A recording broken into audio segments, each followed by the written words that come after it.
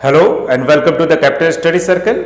UP TGT, PGT, UPHSC, NET, JRF, political science या UP TGT, PGT में जो civics का सब्जेक्ट है उसके लिए महत्वपूर्ण टेस्ट सीरीज है। आप इसमें जुड़िए और लगातार कुछ कुछ सीखते रहिए और इसका अगर आप प्रैक्टिस को लगातार देखते रहेंगे तो आपके लिए आने वाले एग्जाम में 80% जो क्वेश्चन होंगे वो यहीं से आएंगे, इसी टेस्ट सीरीज से लगातार हम जो दे रहे हैं। और इससे पहले भी हम दिल्ली के अंदर जब थे तो वहाँ पे भी हम तमाम सारी टेस्ट सीरीज चलाते थे। वहाँ पे भी अगर आप देखेंगे तो तमाम सारे स्टूडेंट जो पहली बार में नेट क्वालिफाई करते हैं या टीजीटी पीजीटी क्वालिफाई कर रहे हैं पहली बार में, और आप लोगों की डिमांड पे यूपी के अंदर भी लखनऊ के अंदर हमने एक ब्रांच खोली है, क्योंकि लखनऊ के अंदर कोई भी टीजीटी पीजीटी की अच्छी कोचिंग नहीं थी। इलाहाबाद के अंदर तमाम सारी थी, लेकिन लखनऊ के आसपास के जिलों से बहुत बार क्वेश्चन हमारे पास रेज हो रहे थे। जो बच्चे दिल्ली पहले आते थे यूपी से वो हमसे मिलते थे, पढ़ते थे, लेकिन अब उन्होंने डिमांड की कि हम नहीं आ सकते, दिल्ली में रहना मुश्किल होता है।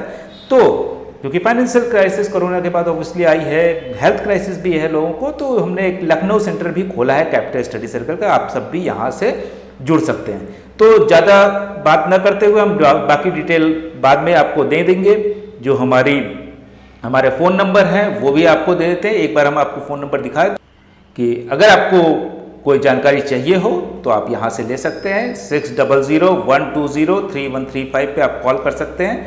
6001939975 पे जो है आप कभी भी मैसेज कर सकते हैं, कभी भी कॉल कर सकते हैं। आप ये हटा देते हैं, ठीक है। तो इस पे आप कभी भी वेबसाइट पे हमारी जाके जानकारी ले सकते हैं, फेसबुक को हमको फॉलो कर सकते हैं, इंस्टाग्राम पे हमको फॉलो कर सकते हैं, टेलीग्राम पे भी फॉलो कर सकते हैं। और आपको जानकारी के लिए बताएं, बहुत ही जल्दी हमारा एक ऐप भी आने वाला है कैपिटल के नाम से, और उसमें आप जाके लॉगिन करके तमाम सारे पीडीएफ वीडियोस, हमारे सारे लिंक एक जगह पे इकट्ठा मिल जाएंगे आपको।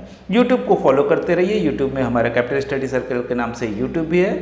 तो इससे पहले कि बाकी चीज़ें जानकारी के बारे में बात करें, हम बात करते हैं अपने टेस्ट सीरीज के बारे में। तो पहला क्वेश्चन आपके स्क्रीन पे है। आप सभी भी इसका आंसर देने की कोशिश करें, कमेंट बॉक्स में डाल सकते हैं, और ऑब्वियसली हम आपको इतना टाइम देंगे।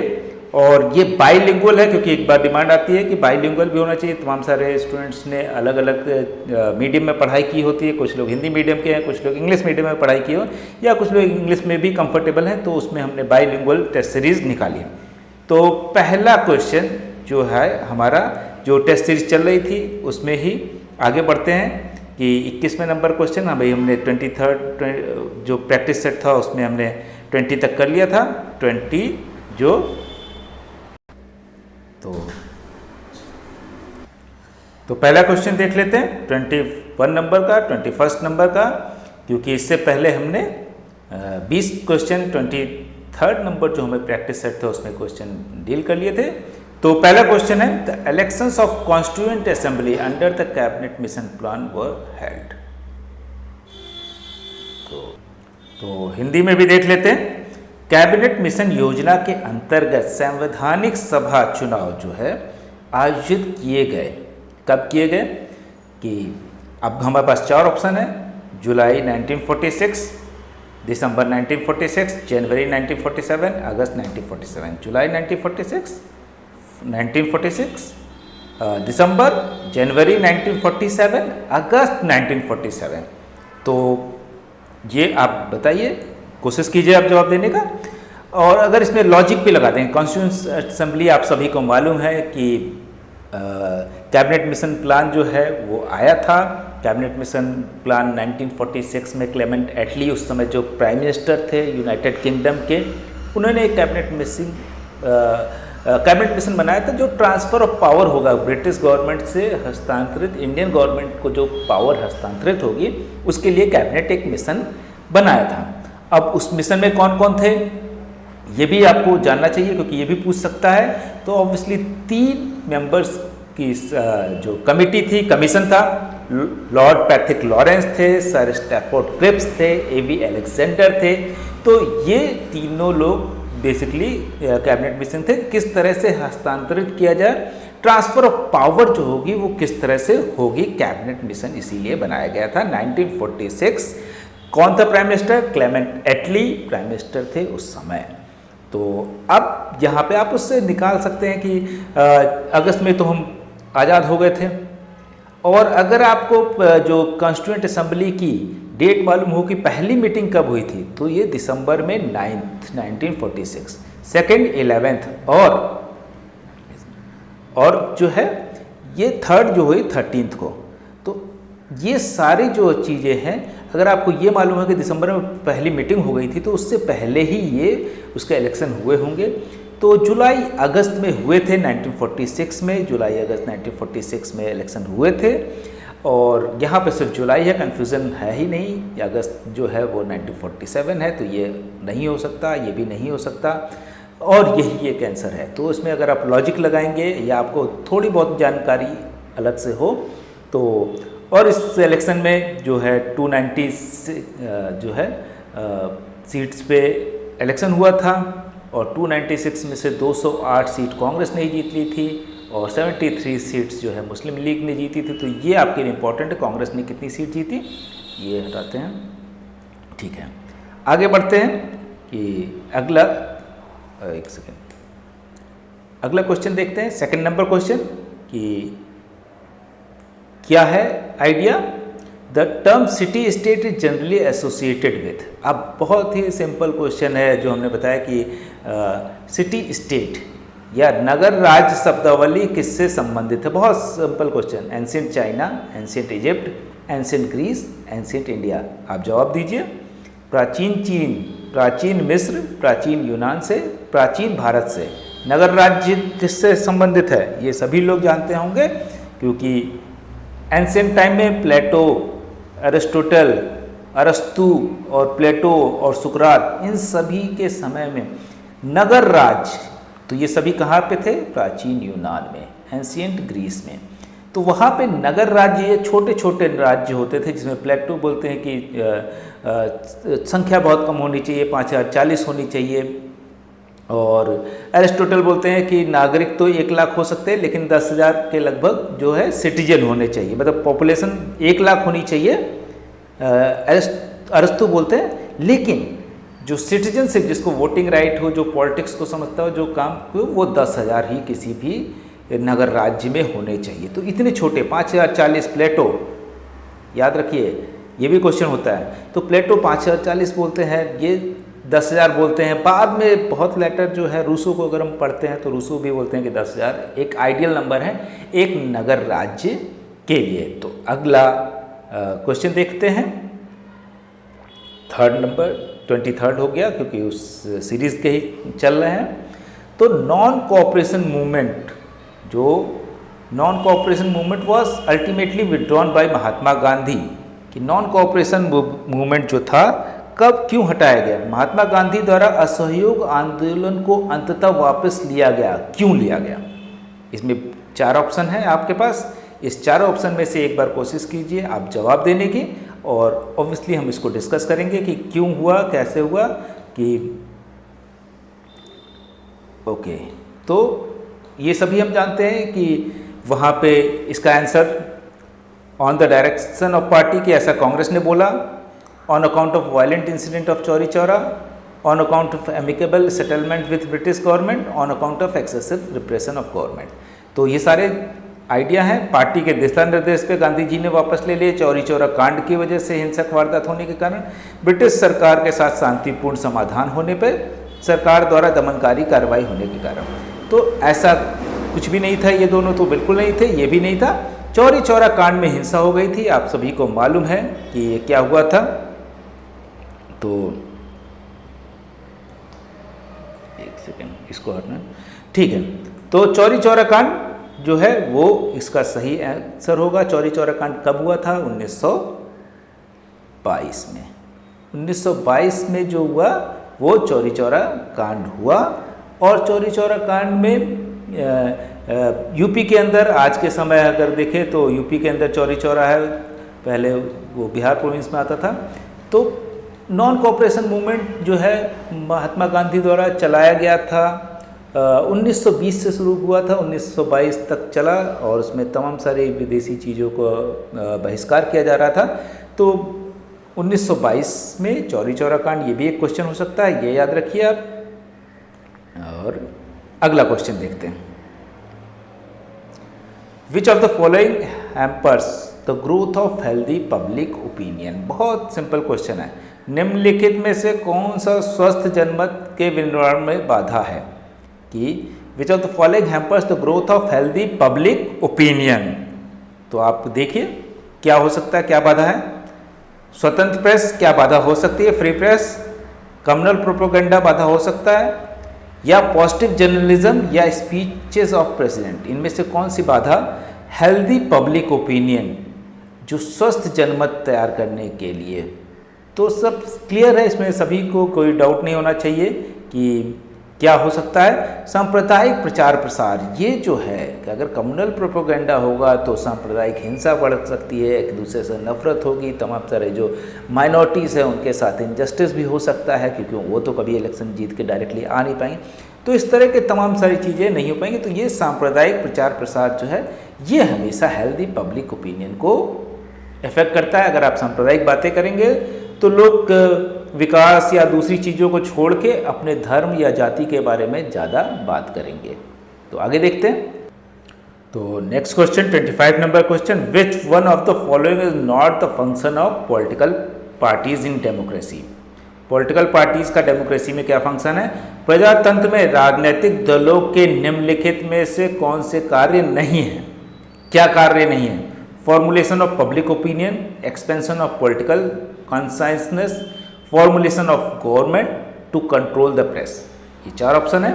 लोक मत का निर्माण करना, राजनीतिक चेतना का प्रसार करना, सरकार का गठन करना, प्रेस को नियंत्रित करना। ये सारे में से क्या चीज़ नहीं है? तो लोकमत का निर्माण करना पॉलिटिकल पार्टीज़ का काम होता है कि आप क्या करना चाहते हैं, किस तरह का समाज देना चाहते हैं, अपनी चीज़ों को बताते हैं और पॉलिटिकल पार्टीज़ उस तरह से काम करती हैं। चाहे वो आज़ादी के समय कांग्रेस ने किया कि आज़ादी के लिए लड़ना, या आज के समय अलग अलग पार्टीज़ का अलग अलग एजेंडा होता है, वो अपने उस तरह का लोकमत तैयार करने की कोशिश करते हैं। राजनीतिक चेतना का प्रसार भी करते हैं और सरकार का गठन तो अल्टीमेट गोल होता ही है। तो ये सारी चीज़ें तो होती है, लेकिन प्रेस को नियंत्रित करना, to control the press, press को नियंत्रित करना, ये पॉलिटिकल पार्टीज़ का काम नहीं है। अगर कोई पार्टी ऐसा करती है तो वो प्रजातंत्र के लिए अच्छा नहीं है, वो प्रजातंत्र के लिए खराब है, क्योंकि वो फ्री स्पीच को रोक रहा है। वो चाहता है कि लगातार वही सत्ता बना रहे, प्रजातंत्र की हत्या होती है इससे। तो आगे देखते हैं अगला क्वेश्चन। तो नेक्स्ट क्वेश्चन हो गया 26 नंबर, the main objective of home rule movement. कि ऑब्जेक्टिव क्या था? होम रूल आंदोलन का मुख्य उद्देश्य था complete independence for India, self government for India, immediate independence for India, none of the above. भारत के लिए पूर्ण स्वतंत्रता, भारत के लिए स्वशासन, भारत के लिए त्वरित स्वतंत्रता, उपयुक्त में से कोई भी नहीं। तो 1916 से लेके अगर हम देखें 1916 से लेके 1918 तक होम रूल मूवमेंट अलग अलग लोगों के, अगर भारत के अंदर देखें तो उसमें प्रमुख नाम बाल गंगाधर तिलक आते हैं, एनी बेसेंट आती हैं, और अगर हम बाहर जाते हैं, यूरोप में जाते हैं, तो वहाँ पे अगर दादा भाई नौरोजी जैसे लोग होम रूल मूवमेंट चला रहे थे। और होम रूल मूवमेंट का एम क्या था? वो ये नहीं कह रहे थे कि पूर्ण स्वतंत्रता, कंप्लीट इंडिपेंडेंस नहीं मांग रहे थे, इमीडिएट इंडिपेंडेंस भी नहीं मांग रहे थे। वो क्या कह रहे थे? कनाडा, ऑस्ट्रेलिया की तरह एक डोमिनियन स्टेट मिले जहाँ पे हमारा सेल्फ रूल हो, कि हम अपना रूल खुद बनाएं। ऑल्दो आज़ादी नहीं चाहते थे ब्रिटिश एम्पायर से, वो ब्रिटिश क्वीन को चाहते थे कि ब्रिटिश क्वीन रहे, हमारी जो कहते हैं क्वीन होगा या हेड ऑफ द स्टेट होगी वो रहे, लेकिन सेल्फ गवर्नमेंट रहे। तो भारत के लिए स्वशासन चाहते थे और डोमिनियन स्टेटस चाहते थे इस तरह के लोग। तो होम रूल जो है, और इसका एग्जाम्पल क्या हो सकता है? कनाडा इन्होंने दिया, कनाडा जैसे, या ऑस्ट्रेलिया जैसे। आज भी ऑस्ट्रेलिया और कनाडा की जो महारानी है वो कौन है? वो इंग्लैंड की महारानी ही वहाँ की महारानी मानी जाती हैं। वहाँ पे प्रेसिडेंट अभी भी नहीं होते, प्राइम मिनिस्टर होता है। हमारे यहाँ पूरी तरह से सॉवरन है, तो ये एक अलग होती है। लेकिन उस समय 16, 17 में, 18 में इस तरह की चीज़ें सोचना कि पूर्ण स्वतंत्रता, ये डिमांड नहीं थी। डोमिनियन स्टेटस की बात हो रही थी कि जहाँ पे हम अपने कॉन्स्टिट्यूशन, अपने रूल, अपने चीज़ें स्वयं बनाएं। तो आगे देखते हैं अगला क्वेश्चन 27th। ये फिर से थ्योरेटिकल आ गया क्वेश्चन और ये बहुत इंपॉर्टेंट और बहुत सिंपल क्वेश्चन है। The ultimate goal of Marx was to establish, Marx का अंतिम उद्देश्य क्या स्थापित करना था। मतलब मार्क्स हम सबने पढ़ा है, जानते हैं कि समाजवादी चिंतक है, साइंटिफिक सोशलिज्म की बात करते हैं, तमाम सारे इनकी बुक्स है, दास कैपिटल या कम्युनिस्ट मैनिफेस्टो, इस तरह की पॉपुलर बुक्स हैं।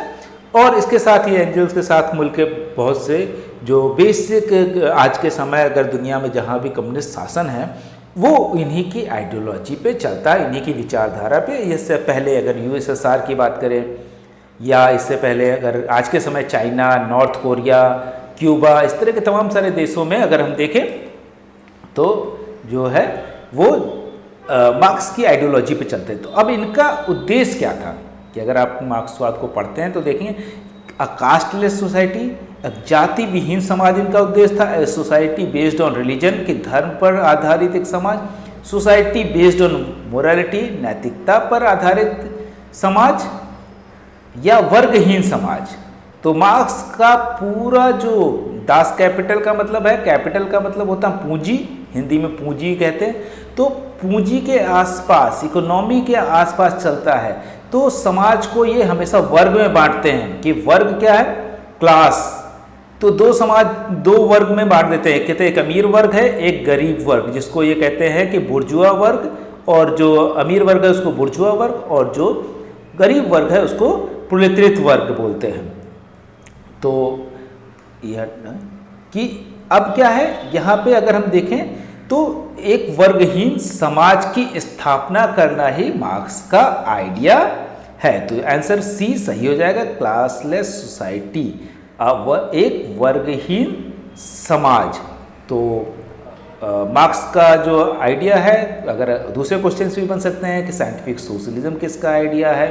अब जैसे यहाँ पे धर्म पर आधारित समाज, तो धर्म का ये एक तरह से कहते हैं कि धर्म की जरूरत नहीं है, क्योंकि ये एक अफीम की तरह है। जो रियल समस्या है, जो वर्ग की समस्या है, जो गरीबी की समस्या है, वो धर्म उसको भुला देता है। तो इसलिए कहते हैं धर्म एक अफीम है।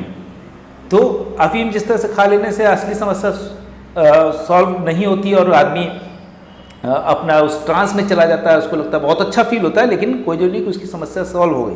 तो उसी तरह कहते हैं धर्म जो है एक अफीम की तरह है यहाँ पे, और वर्ग जो है असली चीज़ है, कि जो गरीबी है, अमीरी है, असली चीज़ यही, इसी पे समाज बटा हुआ है पूरी दुनिया में। आज तक का जो इतिहास है वो भी वर्ग के संघर्ष का इतिहास है मार्क्स के अकॉर्डिंग। ये भी क्वेश्चन बन सकता है कि कौन कहता है कि दुनिया का आज तक का इतिहास वर्गों के संघर्ष का इतिहास है। तो आगे बढ़ते हैं, ये तो मार्क्स कहेंगे। तो आगे बढ़ते हैं 28 नंबर क्वेश्चन पे जाते हैं। Modern liberalism differs from classical liberalism, कि जो मॉडर्न आधुनिक लिबरलिज्म है, उदारवाद, डिफर्स फ्रॉम क्लासिकल लिबरलिज्म इन सो फार। आधुनिक उदारवाद पारंपरिक उदारवाद से भिन्न क्यों है, देख लेते हैं। आप सभी आंसर करने की कोशिश कीजिए। It does not support individual liberty, ये इंडिविजुअल लिबर्टी को सपोर्ट नहीं करता है। It is against democratic institution, it please for free enterprise, it stand for world free from all forms of tyranny and exploitation. यह एक व्यक्तिगत स्वतंत्रता का समर्थन नहीं करता है। ऐसा नहीं है कि अगर आधुनिक जो उदारवाद है वो भी व्यक्तिगत स्वतंत्रता की एडवोकेट करता है, उसका समर्थन करता है। प्रजातांत्रिक संस्थाओं के विरुद्ध, जो प्रजातांत्रिक संस्थाएं हैं उसके विरुद्ध आधुनिक जो उदारवाद है वो भी नहीं है। Modern liberalism is not against the democratic institution, in fact it is pro democratic institution. Democracy is the part of modern liberalism. तो मॉडर्न लिबरलिज्म जो है वो जो प्रजातंत्र की संस्थाओं को बनाता है। अगर हम आज के समय में देखें तो दुनिया की ज़्यादातर कंट्री, चाहे वो भारत हो, पाकिस्तान हो, अमेरिका हो, यूरोप हो, वहाँ पे मॉडर्न लिबरलिज्म को ही फॉलो किया जा रहा है। तो ये जो मॉडर्न लिबरलिज्म है ये प्रजातंत्र के विरुद्ध तो नहीं होगा, या stand for world free from all forms of tyranny, ये मॉडर्न भी है। क्लासिकल लिबरलिज्म भी इसी के साथ है कि ऐसा नहीं कि वो कहते हैं कि शोषण के मुक्त होना चाहिए। स्वतंत्र उद्यमिता की वकालत करता है। तो स्वतंत्र उद्यमिता की वकालत तो करता है, लेकिन मॉडर्न लिबरलिज्म जो आधुनिक उदारवाद है वो कुछ कंट्रोल चाहता है राज्य का। क्लासिकल लिबरलिज्म कहता है कि राज्य या स्टेट का कोई इंटरफेरेंस नहीं होना चाहिए। There will be no interference of state in market और इंटरप्राइज, फ्री इंटरप्राइज होना चाहिए। ये कहता है कि नहीं, फ्री इंटरप्राइज तो हो लेकिन साथ ही साथ थोड़ा सा कंट्रोल भी हो जिससे वेलफेयर हो सके। ऐसा ना हो कि एक आदमी पूंजीपति बनता ही जाए और दूसरे आदमी के पास कुछ भी खाने को ना हो। तो ये जो है चीज़ ये नहीं होनी चाहिए। ये तो सबसे ज़रूरी चीज़ क्या है कि कंट्रोल, थोड़ा सा कंट्रोल। वेलफेयर स्टेट्स, कल्याणकारी राज्य की भूमिका में आधुनिक उदारवाद आया है, जिसको हम कह सकते हैं कीन्स एक बड़े इकोनॉमिस्ट थे जो बात बदल देते हैं मॉडर्न लिबरलिज्म को, जहाँ पे क्लासिकल लिबरलिज्म जो पारंपरिक उदारवाद है कहता है कि हस्तक्षेप नहीं करना चाहिए किसी भी तरह सरकार को मार्केट में। लेकिन बाद में जब ना हस्तक्षेप करने से अमीर और गरीब की खाई बहुत ज़्यादा बढ़ जाती है और समाज में तमाम सारे देशों में अगर आप देखेंगे कि फर्स्ट वर्ल्ड वॉर और सेकेंड वर्ल्ड वॉर के बाद आसपास तमाम सारे देशों में समाजवादी क्रांतियां होने लगी, क्योंकि जो अमीर और गरीब की खाई बहुत ज़्यादा बढ़ गई थी। तो उसको रोकने के लिए कीन्स ने एक मॉडल दिया कि इस पर कुछ कंट्रोल करना पड़ेगा। जो पूंजीपति है उनके प्रॉफिट को कंट्रोल करके समाज के वेलफेयर पे भी सरकार को काम करना पड़ेगा, नहीं तो इसी तरह से क्रांतियाँ होती रहेंगी। अब आगे बढ़ते हैं, अगला क्वेश्चन देख लेते हैं। Who was the chairperson of drafting committee of Constituent Assembly? ये बहुत सिंपल क्वेश्चन है, इस सभी लोग जानते होंगे। अगर आप थोड़ी भी तैयारी करते हैं, बेसिक स्कूल में भी पढ़ा है, तो संविधान सभा के प्रारूप समिति का अध्यक्ष कौन था? Doctor Rajendra Prasad, doctor B.R. Ambedkar, doctor C. Rajagopalachari, Jawaharlal Nehru. तो इसमें से कौन से हो गए? सभी को मालूम है, doctor B.R. Ambedkar drafting committee के चेयरमैन थे। कॉन्स्टिट्यूएंट असेंबली के चेयरमैन डॉक्टर राजेंद्र प्रसाद थे। जो प्रथम गवर्नर जनरल थे C. राजगोपालाचारी थे। प्रथम प्रधानमंत्री जो है first prime minister Jawaharlal Nehru. तो ये बहुत सिंपल क्वेश्चन था, देख सकते हैं कि इस तरह के क्वेश्चन भी आ सकते हैं। Who among the following is not associated with elitist theory of democracy? ये बहुत अच्छा क्वेश्चन है कि इसमें बहुत अच्छे से नाम दिए हुए हैं। अगर आप इसको पढ़ें और समझें कि कौन इसमें से एलिटिस्ट थ्योरी या जिसको हम कहते हैं विशिष्ट वर्गीय सिद्धांत से संबंधित नहीं है, एलिटिस्ट थ्योरी ऑफ डेमोक्रेसी से संबंधित नहीं है। कौन नहीं है? Pareto, Mosca, Robert Michels, David Easton. ये चार नाम है, Pareto, Mosca, Robert Michels, David Easton. तो अगर हम इनके बारे में देखें, अपने आप को पता कर लेंगे। पैरेटो का संबंध किससे है कि अगर हम देखें तो पैरेटो जो है वह कहाँ पे हैं? ये इनका आइडिया इटालियन सोशियोलॉजिस्ट थे। ये पैरेटो इटालियन सोशियोलॉजिस्ट है। 1923 के लगभग इनकी देहांत हुई। तो 1900 से लेके और 23 तक इन्होंने बहुत काम किया और बेसिकली इन्होंने बताया कि changes of regime revolution and so on occur not when rulers are overthrown from below but when elite replace another.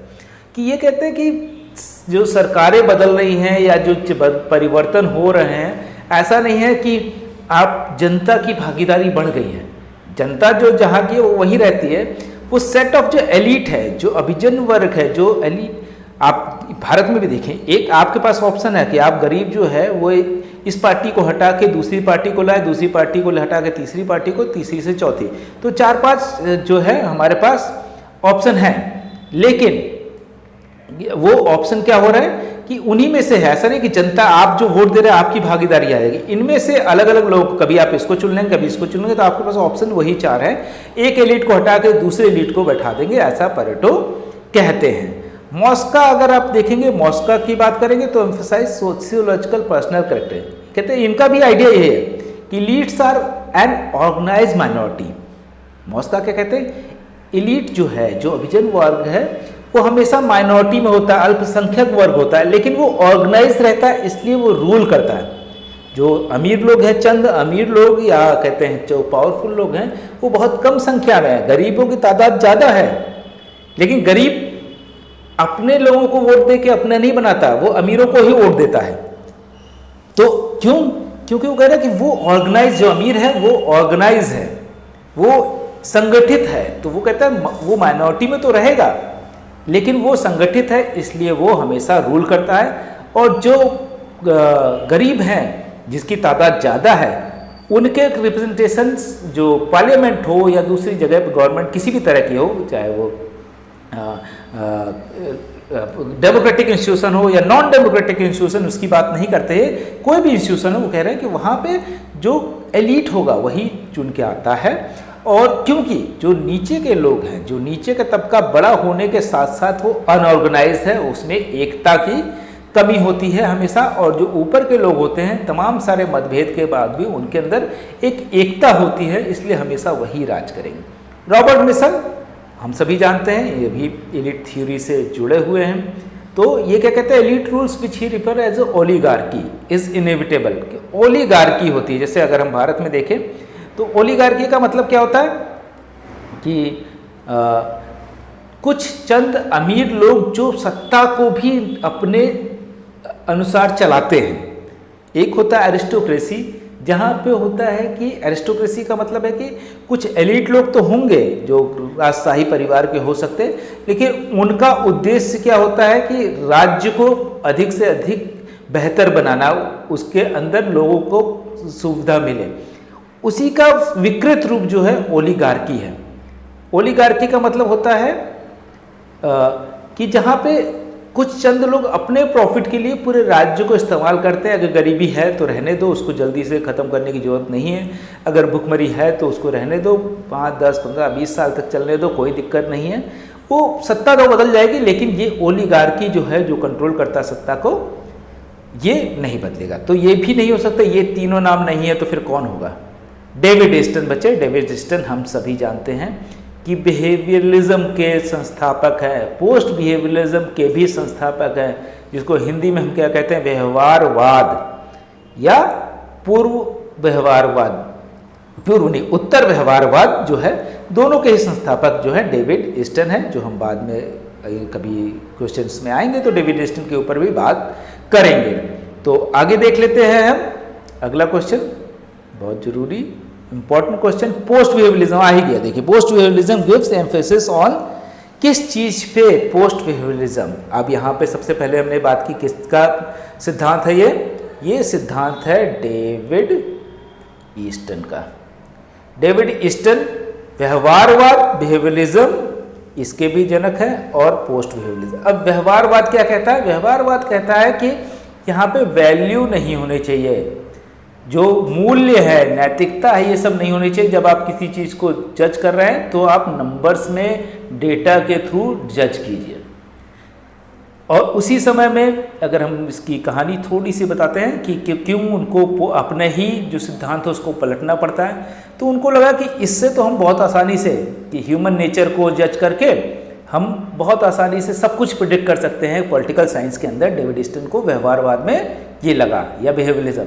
लेकिन उसी समय में वियतनाम वॉर हो जाता है और इनको पता भी नहीं चलता है कि ऐसा कुछ हो गया, क्योंकि प्रेडिक्शन नहीं था कि वॉर होने वाली है, लेकिन एक मेजर वॉर हो जाती है वियतनाम में, और फाइनली अमेरिका को वहाँ पे हारना पड़ता है। हो ची मिन जैसे वहाँ के जो क्रांतिकारी थे, उन्होंने अपने छोटे से सोर्सेज से भी अमेरिका जैसे सुपर पावर को हरा दिया। तो ये सारी चीज़ें हो गई, तो इन्होंने बोला कि हम व्यवहारवाद, हम तो यही जज करने की कोशिश कर रहे थे ऐसा होगा कि नहीं, क्योंकि हमारा तो आइडिया बहुत साइंटिफिक था। तो उन्होंने बोला कि क्योंकि हम ह्यूमन नेचर को, मूल्यों को हटा दे रहे थे, इसलिए हम बिहेवियरलिज्म में सक्सेसफुल नहीं हुए। तो पोस्ट बिहेवियरलिज्म डेविड ईस्टन ही देते हैं, और वो कहते हैं व्यवहारवाद, उत्तर व्यवहारवाद लाते हैं, जहाँ मूल्य भी रखे जाएंगे। कि मान लीजिए कि आप एक जर्नलिस्ट हैं, या आप एक ट्रैफिक हवलदार है, आपके सामने एक एक्सीडेंट हो जाता, तो आप क्या करेंगे? तो एक तरफ होगा कि भाई आप अपनी ड्यूटी करिए, वो एक्सीडेंट होगा जो लेके जाए, लेकिन दूसरी तरफ मूल्य अगर जुड़ जाएंगे तो आप उसको भी लेके जाएंगे, ड्यूटी थोड़ी देर के लिए हो सकता है रोक दें। तो या जर्नलिस्ट है, आपको लग रहा है कि कोई किसी को मार देगा, तो आप वहाँ बचाने जाएंगे कि आपका काम सिर्फ रिपोर्टिंग करना है। तो इस तरह के चीज़ों को मूल्य जो है उसमें जोड़ने से उत्तर व्यवहारवाद आ गया, और आज के समय तमाम सारी चीज़ों पर उत्तर व्यवहारवाद की एक बड़ी छाप है। आगे बढ़ते हैं, अगला क्वेश्चन देखते हैं। What are the chief variable of David Easton input output, जो अच्छा सॉरी हमने उसका आंसर आपको नहीं बताया कि ये दोनों रेलिवेंस भी होना चाहिए, एक्शन भी होना चाहिए, कि उपादेयता और कृत्य पर दोनों पे ही ध्यान देता है उत्तर व्यवहारवाद। अब आगे बढ़ते हैं। What are the chief variables of David Easton input output analysis. हम ये भी जानते हैं कि जो डेविड ईस्टर्न है सिस्टम थ्योरी इन्होंने भी दी, जो सिस्टम या मैकेनिस्टिक थ्योरी जो है वो भी दी, जिसमें हम सभी ने वो डायग्राम देखा होगा कि इनपुट प्रोसेसिंग आउटपुट। तो ये क्या है, ये कि इसमें फीडबैक आए, आउटपुट के बाद यहाँ पे फीडबैक आता है, फीडबैक से फिर वो इनपुट चला जाता है, तो डिमांड होगी सपोर्ट फीडबैक। ऑब्वियसली ये सारी चीज़ें इसकी चीज़ें हैं कि किसी आइडिया की डिमांड है तो वो आता है, वो आइडिया बनाया गया, जैसे कोई पॉलिसी हुई कि हमने कोई पॉलिसी बनाई, वो उसमें कुछ खामियां रह गई तो उसमें प्रोसेस हुआ, उसके बाद आउटपुट निकला, उसमें फीडबैक आएगा, फिर से उसको नई पॉलिसी बनाई जाएगी। तमाम सारी चीज़ों में ये चाहे वो नोटबंदी रही हो, आप उसको देख सकते हैं, या इस तरह के तमाम सारी चीज़ों के, अभी जैसे किसान आंदोलन हुआ तो उसमें क्या हुआ कि सरकार ने कुछ बनाया, उसमें कुछ खामियां रह गई, प्रोसेसिंग हुई, आउटपुट निकला, वहाँ पे फिर फीडबैक आया और फीडबैक से उन्होंने बदलना पड़ा। तो ये प्रोसेस है सिस्टम का, सिस्टम थ्योरी यही बोलती है। डेविड ईस्टर्न, इसका भी नाम याद रखिए, David eastern system theory, behaviourism, post behaviourism, सब कुछ उनसे जुड़ा हुआ है, आपको हमेशा ये ध्यान रखना है। तो यहाँ पे तो ये क्वेश्चन पूछा जा चुका है, लेकिन आगे आने वाले दिनों में ये क्वेश्चन जरूर पूछे जा सकते हैं, और ये तमाम सारे एग्जाम्स में आपका, अगर आप कोई भी एग्जाम दे रहे हैं तो उसके लिए तैयारी में ये ध्यान रखिए। अब who said the state is not merely an association of association, it is the supreme association. ये कौन कहता है कि राज्य जो है वो केवल समुदायों का समुदाय नहीं है, ये जो है वो बहुत ज़्यादा बड़ा जो समुदाय है, कि समुदायों को समुदाय से भी ऊपर की चीज़ है। बताइए कौन कहता है ये कहते हैं अरिस्टोटल, अरस्तु कहते हैं, क्योंकि ये समुदायों से भी ऊपर की चीज़ है, ये अरस्तु कहते हैं। अब अगला क्वेश्चन आ जाते हैं, ये सिंपल क्वेश्चन था। फिर से एक बहुत easy question, the gap between two session of parliament should not be more than 1 month, 3 month, 6 month, 9 month. संसद के 2 सत्रों के मध्य का अधिकतम अंतराल नहीं होना चाहिए 1 माह, 3 माह, 6 माह और 9 माह।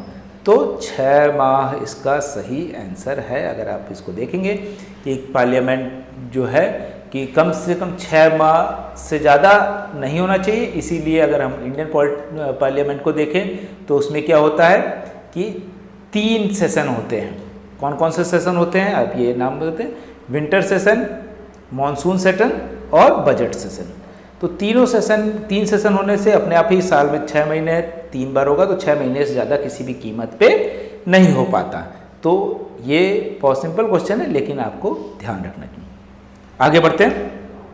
Generally the periphery countries are dependent on the centre for, तो कोर पेरिफेरी की थियरी है, जिसको हम कहते हैं कि कोर जो है वो जो डेवलप कंट्री है वो कोर हो जाते हैं, और पेरिफेरी पे जो अंडर डेवलप कंट्री है वो होते हैं। तो कोर पेरिफेरी थियरी में माना जाता है कि कोर तो डेवलप हो जाता है इसके रिसोर्सेज यूज़ करके, लेकिन इसको क्या मिलता है, बाय प्रोडक्ट। तो यहाँ पे किस पे डिपेंडेंट है, आमतौर पर परिधि देश केंद्र पर निर्भर होते हैं, खनिज पदार्थों के लिए, कच्चे माल के लिए, निर्मित सामान के लिए। तो परिधि देश जो ये बाहर के देश हैं, मान लीजिए आप इंडिया है, तो इंडिया के आसपास जो छोटे देश हैं वो भारत से क्या चीज़ लेंगे, नेचुरल रिसोर्सेज, नेचुरल रिसोर्सेज उनके पास भी होते हैं। अगर आप देखेंगे यूएस का परिधि जो है लैटिन अमेरिका, तो लैटिन अमेरिका के जो मैक्सिको है या दूसरे देश हैं, वो क्या हो रहा है कि वो किस पे डिपेंडेंट है, मैन्युफैक्चर्ड गुड, निर्मित सामान। अब इसका क्या होता है कि यहाँ से रॉ मटेरियल ये ले लेते हैं, कि मान लीजिए इनके पास कोयला है, इनके पास खाने का गेहूं है, चावल है, कुछ भी है, ये सारी चीज़ें ये ले लेंगे। अब इसका क्या कहेंगे, स्नैक्स बना के इन्हीं को बेचेंगे, लेस बना के, इनसे आलू लिया और इनको क्या दिया, चावल लिया, इनको कुछ चावल का प्रोडक्ट बना के दिया।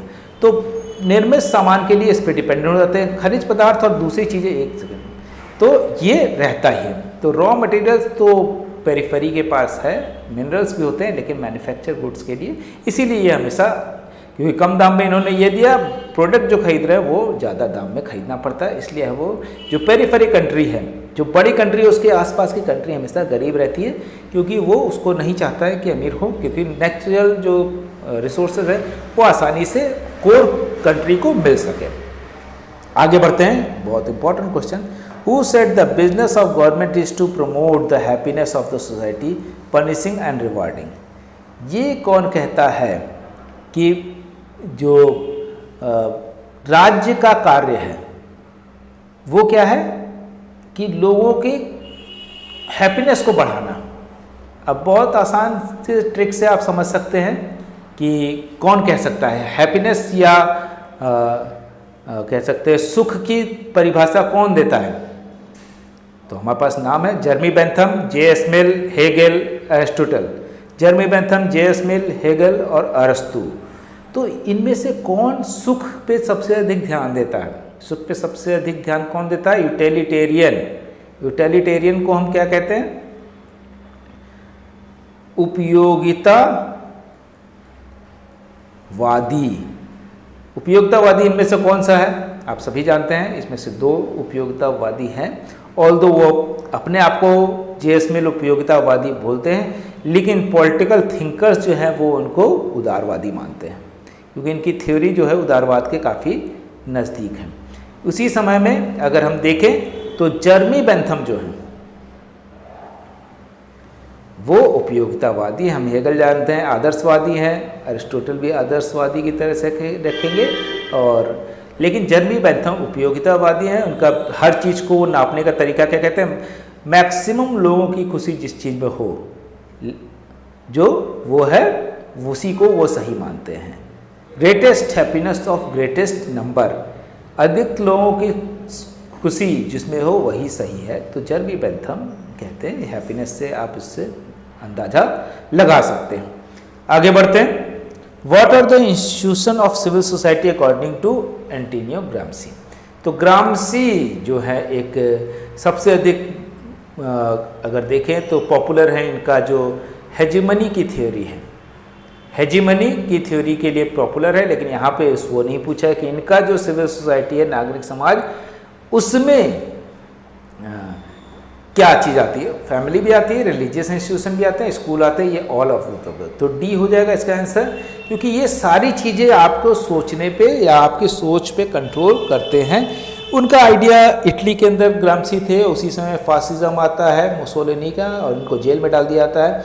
तो ये कहते हैं कि हमारे यहाँ तो सारी जो कंडीशन है, जो कह सकते हैं एनवायरनमेंट है, वो सब कुछ क्रांति के लिए मौजूद है, क्योंकि शोषण भी बहुत हो रहा है, गरीबी भी बहुत है, सब कुछ, फिर भी क्रांति क्यों नहीं हो रही है? तो कह रहे हैं कि ये सारे जो चीज़ें होती हैं वो क्रांति से मना करती हैं। वहाँ पे वो सिखाया जाता है कि ये चीज़ें ना करें, आप अपने हक के लिए ना लड़ें। तो बोले कि ये सारी चीज़ें की वजह से हम क्रांति नहीं हो पा रही है, जबकि रूस के अंदर या दूसरे देशों में उस समय क्रांति हो गई थी। आगे बढ़ते हैं। अब बस एक दो क्वेश्चन और बचे। Who among the following women are associated with Uttarakhand state movement? Obviously ये उत्तराखंड का हमने बताया था आपको कि हम टेस्ट सीरीज देख रहे हैं, तो ये सारे हैं जो उत्तराखंड का दे रहे हैं उनके लिए तो इम्पोर्टेंट है, बाकी लोगों के लिए इम्पोर्टेंट नहीं है, क्योंकि वो क्वेश्चन कहीं और बाहर किसी स्टेट में नहीं पूछा जाएगा। अगला क्वेश्चन देख लेते हैं, सेकेंड लास्ट क्वेश्चन है और उसके बाद हम आप ख़त्म करेंगे। तो which one of the following authorities authorised by the constitution to impose reasonable restriction on fundamental rights? संविधान के द्वारा निम्न में कौन सी संस्था मौलिक अधिकारों पर युक्तिसंगत प्रतिबंध रोपित कर सकती है? तो युक्तिसंगत मतलब लॉजिकल, रीजनेबल ऐसा नहीं कुछ भी, फंडामेंटल राइट्स तो हमको संविधान ने दिए हुए हैं, और उस फंडामेंटल राइट्स को कौन छीन सकता है? युक्तिसंगत ऐसा नहीं सारे फंडामेंटल राइट्स की, जैसे जीवन का अधिकार कभी नहीं छीना सकता है, फ्रीडम ऑफ स्पीच छीनी जा सकती है कि आप बोलने का अधिकार कुछ दिनों के लिए छीना सकता है, लेकिन जीवन का अधिकार ऐसा नहीं है कि राज्य को लगता है कि कुछ लोगों की मृत्यु से बहुत फ़ायदा होगा या बलि दे देने से, तो वो उनकी बलि दे दे बिना किसी क्राइम के बिना किसी को सज़ा दिए वैसा नहीं कर सकता। तो फंडामेंटल राइट कुछ तो बिल्कुल नहीं छीन सकता, लेकिन कुछ रिस्ट्रिक्शन लगा सकते हैं। वो कौन लगा सकता है? पार्लियामेंट लगा सकती है, supreme court, president, none of the above, संसद, सर्वोच्च न्यायालय, राष्ट्रपति, इनमें से कोई नहीं। तो बहुत लॉजिकल है कि अगर किसी एक व्यक्ति को दे दिया जाएगा, एक ही संस्था को दे दिया जाएगा तो वहाँ पे प्रॉब्लम हो सकती है। इसलिए संसद इसका सही आंसर होगा। द पार्लियामेंट, पार्लियामेंट क्योंकि सभी का, पूरे देश के सभी लोगों का रिप्रेजेंटेटिव वहाँ पे होते हैं, तो वहाँ पे एक डिस्कशन के बाद ये इस कंसेंसस पे पहुँच सकते हैं कि आज के समय इमरजेंसी अगर कुछ आती है तो उसमें फंडामेंटल राइट, कुछ इमरजेंसी होनी चाहिए, ऐसा नहीं अभी लग रहा है कि फंडामेंटल राइट हटा दो, या कोई एक बहुत लार्जर गोल को अचीव करने के लिए कुछ फंडामेंटल राइट्स का कर्टेल किया जा सकता है। जैसे राइट टू प्रॉपर्टी को हटाया गया, लार्जर गोल कि समाज में इगैलिटेरियन सोसाइटी बनाने के लिए, एक समता मूलक समाज बनाने के लिए उस चीज़ को हटा दिया गया था। अब लास्ट क्वेश्चन ये हमारा है आज के टेस्ट सीरीज का, इसको हम देख लेते हैं। विच one of the following has given A commendable concept for balance between liberty and equality.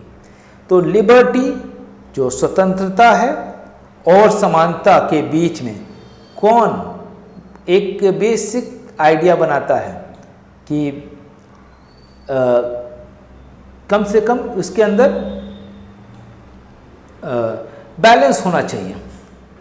तो ऑब्वियसली इसमें अगर आप देखेंगे अलग अलग तरह से कि एंटोनियो ग्राम्सी को अगर देखेंगे तो ये हेजिमनी की थ्योरी देते हैं। एक सेकेंड, ये हम इसको सही कर ले।